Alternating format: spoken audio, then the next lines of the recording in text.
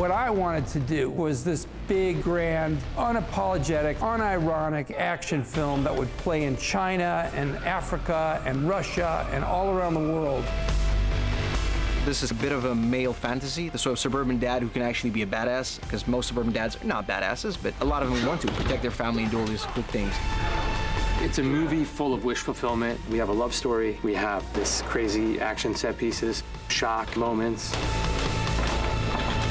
And it makes you want to go again on this ride.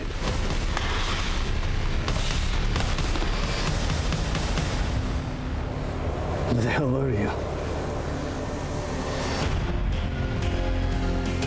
Well, there are a couple different threads that lead their way into weaving the backdrop of the story of Nobody.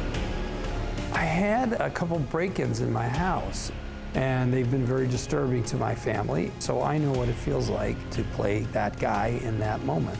The difference with Hutch is he could do something. He's been trained to fight, whereas in my case, I'm not. When the police were cleaning everything up, the policeman said to Bob, "You did the right thing." You know, if that was my family? It's not what I would have done. You did the right thing. And it left me with a lot of thoughts about violence, about guns, about frustration, about protecting your family. And I thought it'd be a spark to make an action movie and a bit of fantasy role playing. I pitched to some writers, and the great writer Derek Kolstad, who wrote John Wick, took this nugget of an idea and then just blew it up into grandiose violence and made it into a movie. There was something about that it really came from Bob and Bob's experiences. I just fell for the idea. We were sort of off to the races, and the one piece that we really needed was the director. Bob was looking for this movie to feel unlike anything that Bob had ever done before. We put a lot of director ideas in front of Bob, and then we finally gave him a copy of Ilya's movie, Hardcore, and Bob got really excited. Ilya Naishuller is from Russia, and he made a Hardcore Henry that he made for nothing. After Hardcore, as I told my agent, I said it'd be great to have a thriller or action thriller with a star that has not done this before. Yeah, it'd be great to have 8711 do the stunts. And the actor, if he's got more of a comedic background, that would be exciting. And I get the script in 2018, and the email said, "Ask and you shall receive," because it's Bob Odenkirk and an action thriller with stunts by 8711. And I'm like, okay, that's pretty convenient, if I may say so. We're thrilled to have Ilya, who's a funny, interesting guy, and he just made it sing. He loves action just the way Derek Kolstad does. Those two guys together is just like an encyclopedia of action movies for the last 100 years.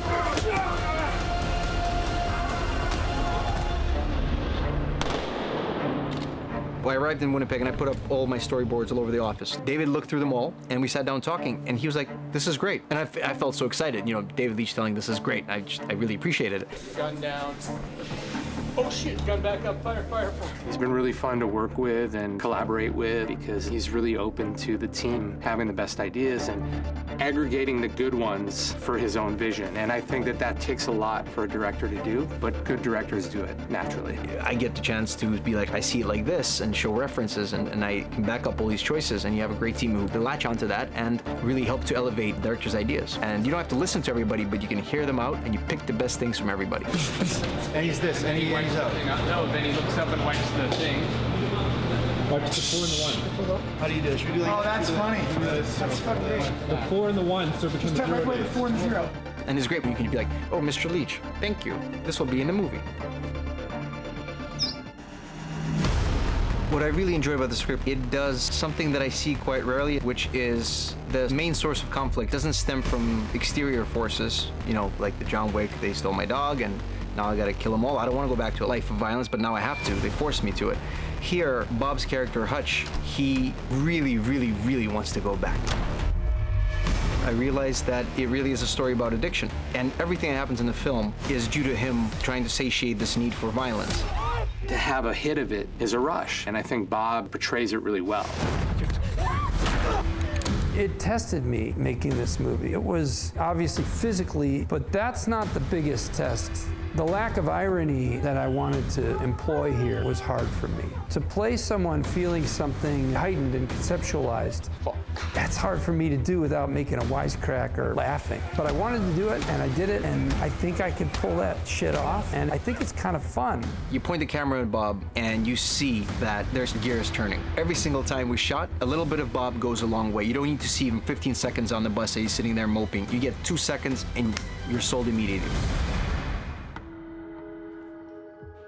Yeah, it's been a hell of a day. What if the past isn't dead?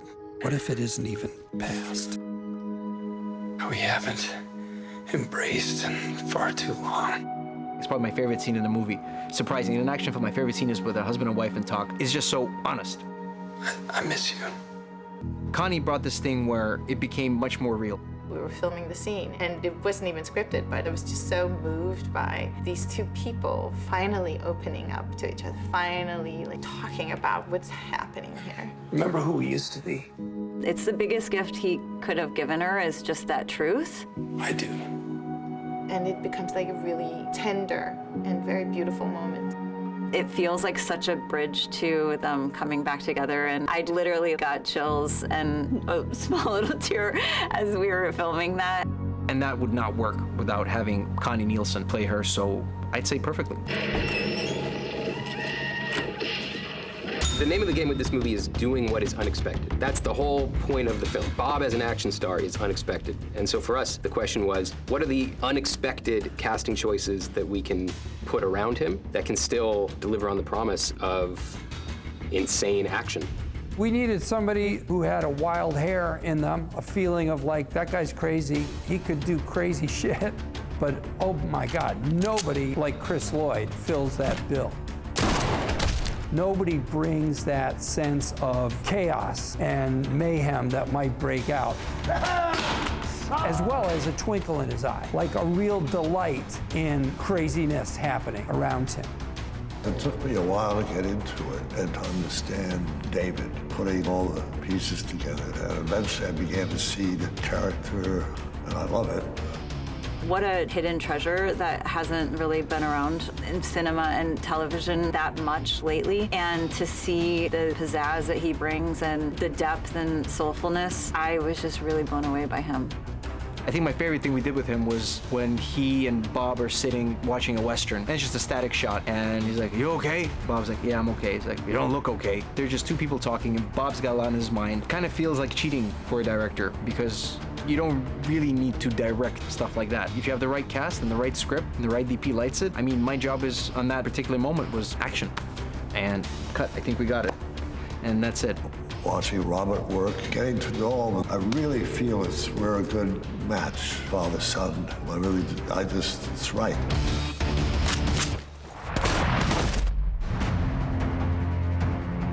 The backstory that I have for these guys is that David, the father, was best friends with Harry's dad. And when Harry's dad got killed in a mission, Harry became part of the family, and we were raised as brothers.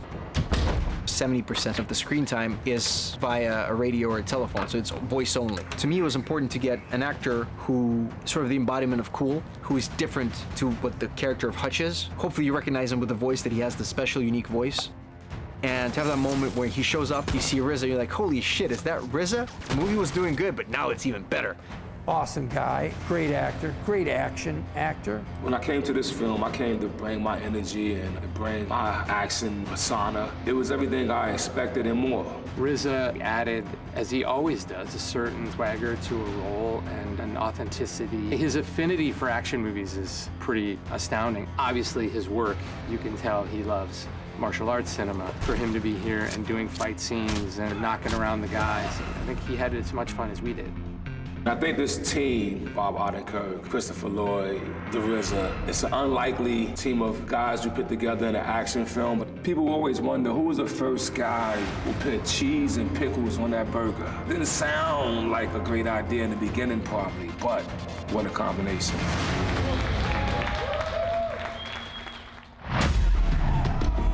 There was a moment where we were debating on whether we should make the bad guys Russians because of other movies having done that so much.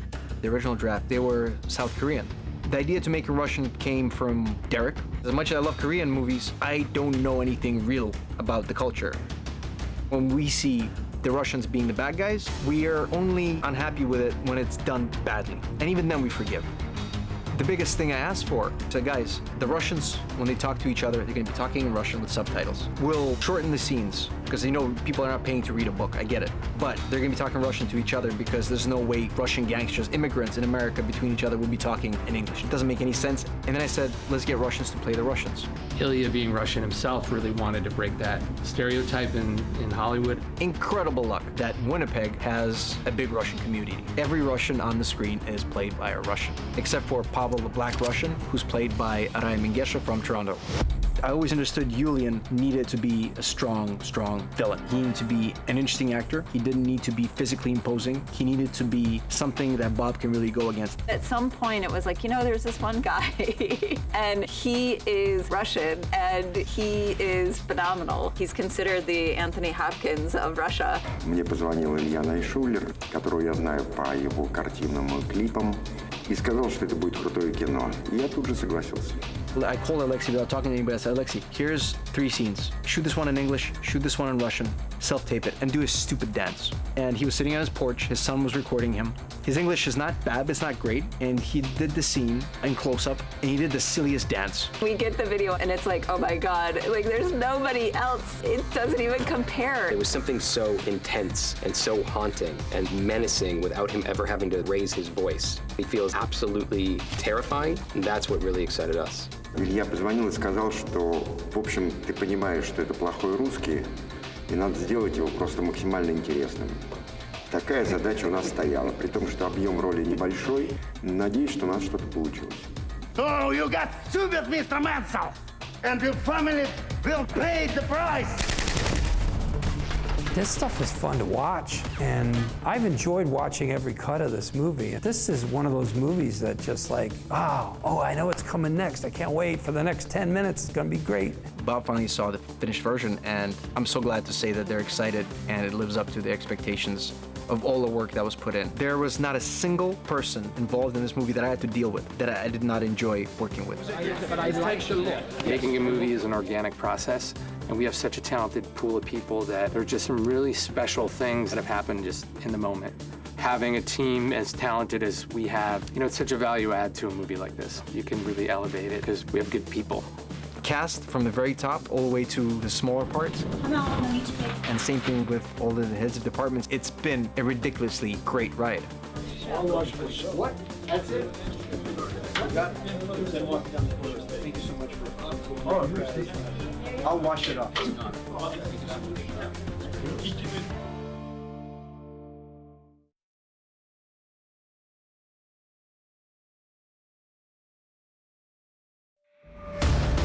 Bob's never done action his entire life. I started as a comedy writer in this business. When you're dealing with an actor like Bob, we wanted to flip it on its head and blow it out. What are you still doing here, old man? I'm gonna fuck you up.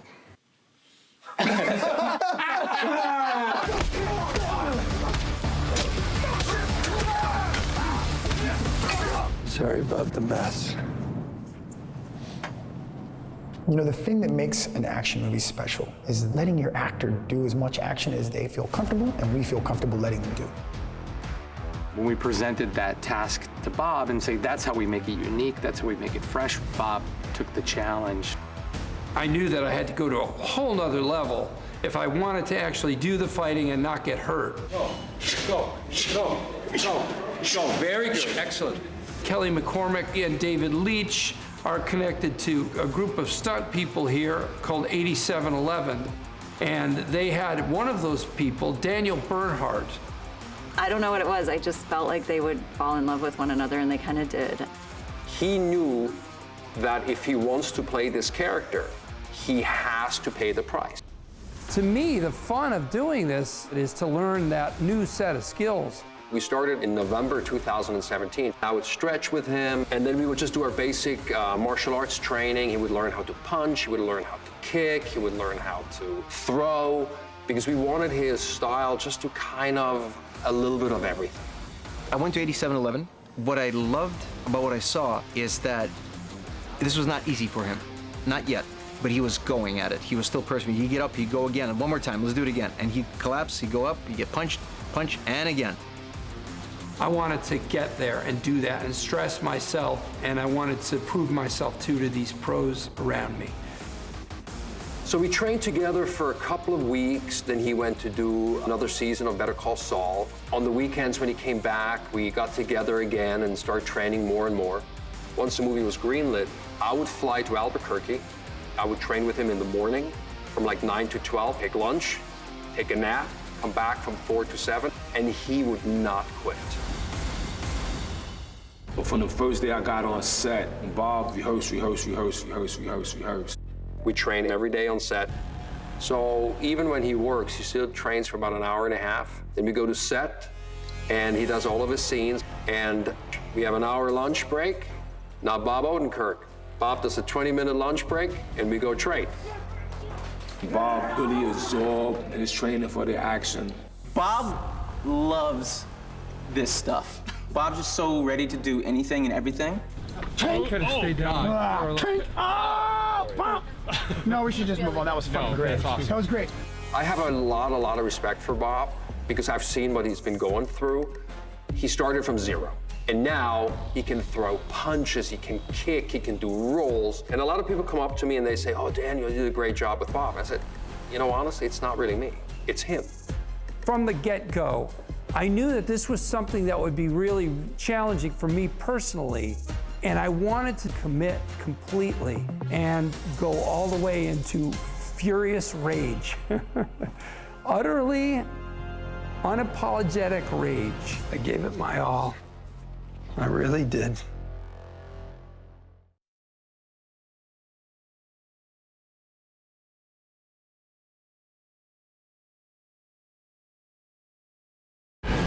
I wanted it to look really violent and make you question how much of a hero he is. It's a pivotal part of the movie. It's the first time we see Hutch transform into his past and who he really is and demonstrate his skill set. I knew all the critical beats that needed to happen, the level of violence, the level of humor. And I started talking to Gregor Mentor, who's very experienced at stunt choreography, and I loaded him with all my thoughts, some of the angles that I thought, some of the key critical moments. When I read the script, the thing that came across to me was that Hutch's character is about to do something he hasn't done in a long time. He's happy about it. He's finding himself. And so how do we ramp it and escalate it? And then how do we take those fun things and how do we integrate it along that ride? So one of the first things I did is I went on a couple bus rides. I was taking notes about things I saw that were a part of the bus, what people were carrying on the bus, what people were doing on the bus. For the most part, you've seen every punch, you've seen every kick. It's more about how we take something and involve it in the fight so that it makes it fun, emotional, memorable. It's all about the moments. So you'll see the gag with the purse, the stop sign, you know, just fun moments because you want to take the people on a ride. The first punch, Kirk Jenkins, the fantastic stuntman, just right in the kisser. Bob smacks the metal wall and off we go. That's where Bob finally gets to show people what he's been training for. It was very important for me. I said to Greg, Greg, he is not Captain America. He can be hyper-aggressive and hyper-successful in his aggression in the second part of the bus, but we need to make sure that he takes hits. And I'm so thankful that Bob was open to this thing where, yes, he's a movie star, he's got to be a badass, but we're going to ground it in the sense that just damage is not going to be bouncing out from him. He's going to feel it. When he gets knocked down, there's a pause, the breathing moment where he puts on the watch onto his fist to use that as a knuckle duster, and he pulls out the knife. He looks vulnerable. He looks much like a dude his age in good shape will look if he's got to pull a knife out of him. He's, you know, it hurts. Pushing the violence to where it's dangerous, but hopefully not going over the edge. I wanted to get there and do that and stress myself and my body, and I wanted to prove myself too to these pros around me. Is it bad? It's bad. Fuck! I've spent so much time training with him, and for 2 years, I was the guy throwing punches at him, and he was ducking, and he was blocking, so he was very comfortable with me. So we tried to bring in as many people as possible that Bob is comfortable with, which makes it better for him, makes it better for us. It's easier to shoot, it goes faster. The 4 guys who were in the fight, 2 of them are the fight coordinators. Daniel Bernhardt, who's trained Bob for years, and their friends, and Kirk Jenkins, who also is a great performer and our fight coordinator and helped me come up with all the choreography and is incredible. Bob knows them as coworkers, but that night Bob was in character and he walked on that bus like he was entering the cage for his first fight, and he was pacing back and he was throwing these looks at them like he was going to kill them. I knew right then and there that this fight was going to be special because Bob looked like he actually wanted to beat the shit out of them. I had to throw Kirk Jenkins against a wall, and I was surprised when they said you can do that harder, and I did it as hard as I could, and he was fine. Having him thrown out the window was very important to have the choice for the character to walk away. And because he gets back on the bus, because he is foolish, he didn't need to go back in, because the rest of the film, he could have just walked away and, all right, I kicked some ass, I cut some guys, I smacked the bottle, that's enough. But he goes in because now it's serious. This is about him getting his fix. And that's why I remember pitching it, saying, let him stumble back in, because now we're opening those doors, which are not easy to open. Now this is serious, and this is a choice to really get violent.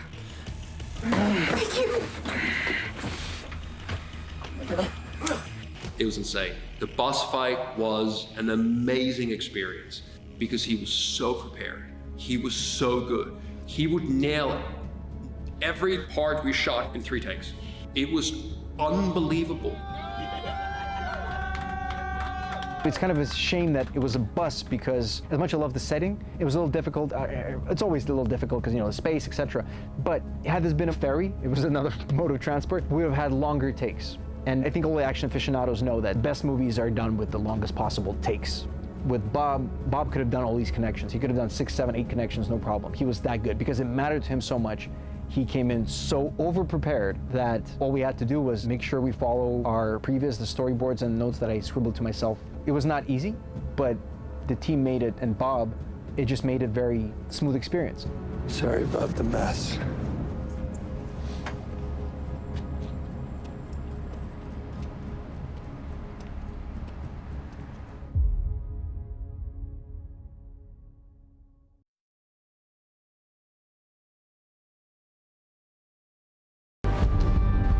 So in the second half of the movie, once the fuse is lit, Hutch puts his family in the safe place and they show up, then uses all of his talents to take all these guys out.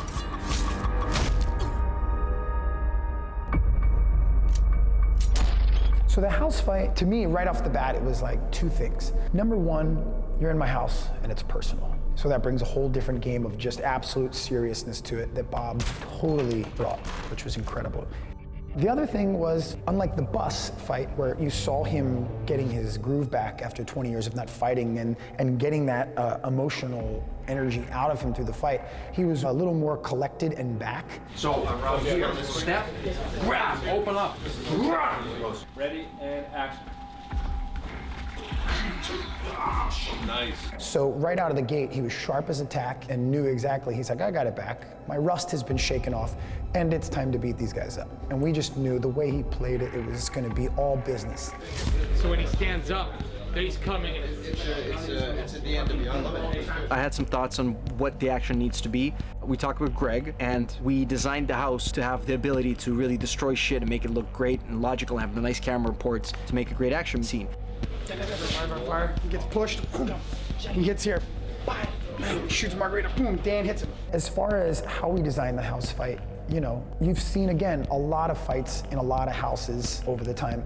So it's all about the emotion, the story, and the moments. Sometimes we create new ones, and sometimes we pay homage to ones that you've seen in other action movies before. Again, playing to Bob's strengths and making just great moments.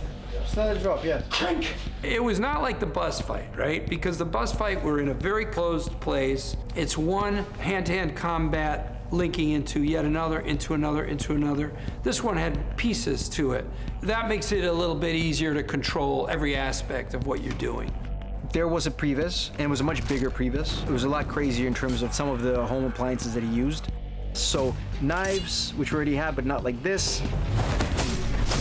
The moment I really like is when he's running with a knife in the background, just stabbing the guy's face. Again, you see our character is vicious, and it only goes up from there.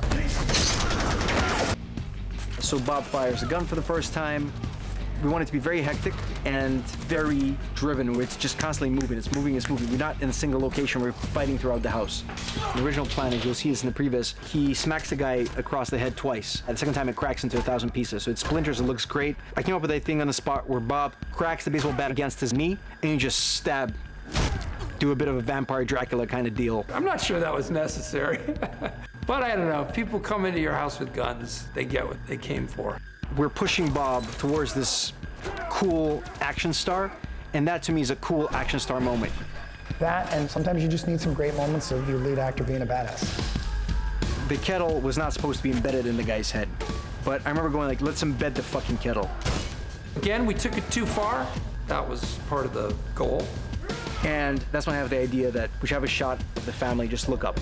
The little comedic things, little breathers, and a kettle to the head is not very comedic, but it's comedic to me. It's just chaos. It's organized chaos. Bob goes and destroys. Making that type of fight was really cool, as well as watching Bob really dive into that fight. Bob looks so sick in that fight. It's pretty freaking cool. I always remember and really enjoy just slightly fresh takes on things we've seen. It's that we've seen this before. We've seen a kettle fight. We've seen hot water. We've seen boiled and the steam flying around. And even though Hutch is a grounded action man, we still need to make sure there are elements when you feel like, fuck yeah, he's a cool guy.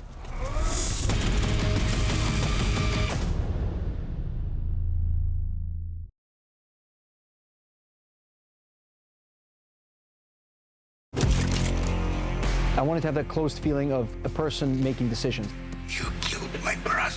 After all, you came to my house. So it's not about who's got the better car. It's about who's got the better mind. But it really starts off with Bob leaving Julian with the option of quitting. So the next beat, as he drives past Julian, we always had the stare off, the slow motion dolly past. Julian pulls out a gun and shoots him. Now what was key is Hutch's performance. I said, Bob, he just threw a snowball at you. You're so excited for a snowball fight. It's not a bullet. It's not something that could have killed you outright right there and then. It's a snowball. I love that smile of Bob. It's like a childish, mischievous, like, fuck yeah, we're doing it. We were able to build a rear seat drive car, so we were able to get a lot of shots with Bob looking like he was driving the car, and we hid the pod driver in the actual car, in the back seat, dressed like a seat with some hidden cameras. We had cameras out of the front of the car, cameras in the back of the car, all while Bob looked like he was driving and in full control. It really allows for a filmmaker to do more with their actor in the vehicle. It doesn't limit their shots and doesn't involve a lot of VFX. So that was a very cool moment as well. Unfortunately, the situation happens where he ends up in the alley, gets crashed, and now he's in trouble. So we go from hero's in control to hero loses control, but he's in real danger. He just missed you, right? Yeah. Right? If you want to give me like a little downshift, like you're about to take a corner, that'd be great. I've always wanted to have this feeling of him like almost like a re-entry kind of shot as you're entering the atmosphere with all this shit flying everywhere. As he yanks the chair back, he's in that top-down shot with everything flying. And the original plan was to have the cars crash into each other. The cars were supposed to be stuck together. However, we couldn't figure out a way to make it look real that they smashed and they're so stuck that he kind of uses the force of itself to toss it. Instead, now he shoots the guy and handbrakes out, letting the guy fly. Since technically you can't actually do that and we're making it for the movies, what we've decided to do is called a cannon car. What happens is we have a vehicle that we decide to use. We build a safety cage in it, everything from 2-inch steel piping throughout it, like a race car cage for support for our driver for when the car turns over, it doesn't crunch him. We have everything from the battery, remove the airbags, removed, we put in a fuel cell, we relocate the battery, and then we bring in Shane here from Vancouver, who installs our cannon into the car. The air cannon is driven by nitrogen, which is an inert gas, it's not flammable. And what we do is plumb a 2-inch line from a reservoir down to a 4-inch diameter ram. That ram is 32 inches long. When the valve is hit, releases the pressure from the accumulator, pushes the ram out into the ground, which lifts the car up in the air. And there we are. It's quite a ride. When the cannon goes off, it's surprisingly aggressive. There's quite a big noise, and it knocks the wind out of you for a sec as it jolts you up into the air. So it can be an aggressive ride. How you feel, buddy? Very good. Out of luck. And that's how you flip a car.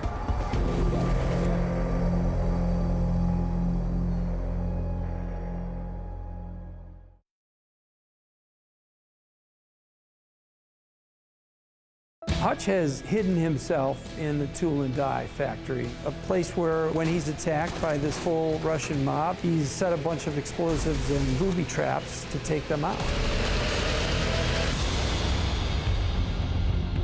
Tool and die is very interesting.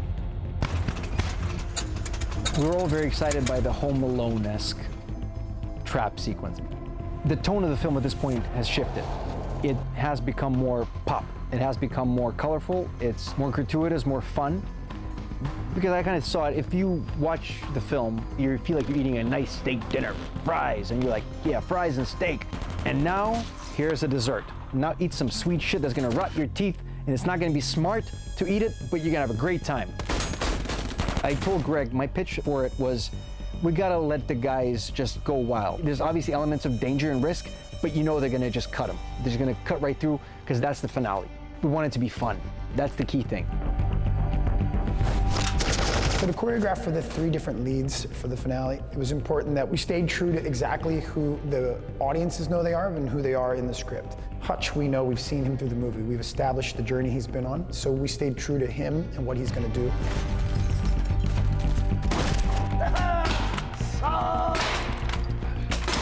Christopher Lloyd, he is an iconic gem as far as I'm concerned. And so I just think about what, if I was an audience member, what do I want to see when I see Christopher Lloyd? I want to see Christopher Lloyd kick ass. But I also know his capabilities, so I'm going to play to his strengths. And so we're going to make him awesome. And we get together with the producing team, the directing team, and we talk about, well, what does that mean? Does he need to be doing hand-to-hand choreography? Is that what's going to be memorable? Or should we make Christopher Lloyd's character, the guy who's been around longer and is smarter, should we make him the guy who makes smart decisions? So instead of having 1 gun and always reloading it, why not have 4 guns always loaded, strapped to yourself all over, and place traps all over and shoot them and put guys in position to make yourself smarter? So Christopher Lloyd, it wasn't a question of whether or not what he should be doing, it's how smart should we make him. It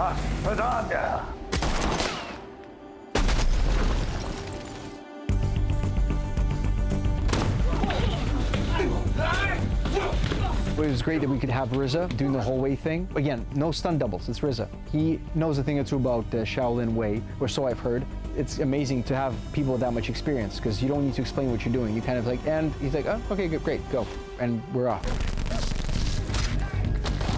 It was also about creating a style that fit to the movie, that respective fans would see the RZA do something that they've never seen him do before. He's done other movies where he's done kung fu styles and he's known for them. So we gave him stylistically smart choices because he is the sniper and he's worked with Hutch for many years. We wanted to show that he was versatile in his fighting styles through what he does. And not just that, we worked closely with our props department to do something fun where Harry assembles and disassembles his sniper rifle throughout the fight and uses it as a weapon to fight. So it shows that he's smart, but it also shows something fun and inventive that hasn't been seen before. 3, 2, 1, action.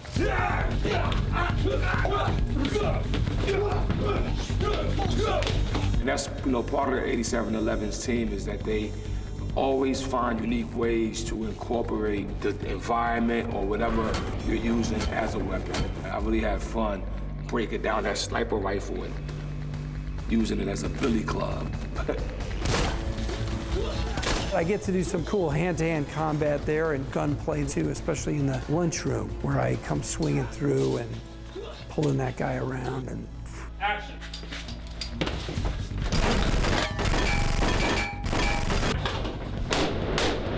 We had a little get-together, and the verdict is in. We, the jury, find this shot awesome. That stuff's fun to do. Maybe it shouldn't be so much fun, but it is. Pavel and I decided very early on that this is not going to be a film where we show off how great we are with the visuals. With this film, we decided, no, this is not about that. It's about a character, it's about a story. Let's put all our visionary things in the back pocket. It's okay. Let's tell the story. But we couldn't help ourselves because we saw, one shot in the film will make it a little show-off shot. And that's when Bob throws the gun to RZA. And that's that grip to the gun as he flies and RZA catches and shoots the guy. That sequence was the family coming together was supposed to be this borderline cheesy, happy moment. I have a rule where I thought to myself, if I do action films, I want to make sure that all my villains die in the most ridiculously yet grounded, somewhat believable in the context of the film way. So the Claymore that we had in the club makes a reappearance. Originally it was supposed to blow up in the car chase. And I thought, let's keep it and let's kill Yulia in that way. We dial in on Aleksey's face, the way it changes, it's very classic. It's kind of, you think of Die Hard, the Alan Rickman fall, which is one of my favorite endings to a villain ever.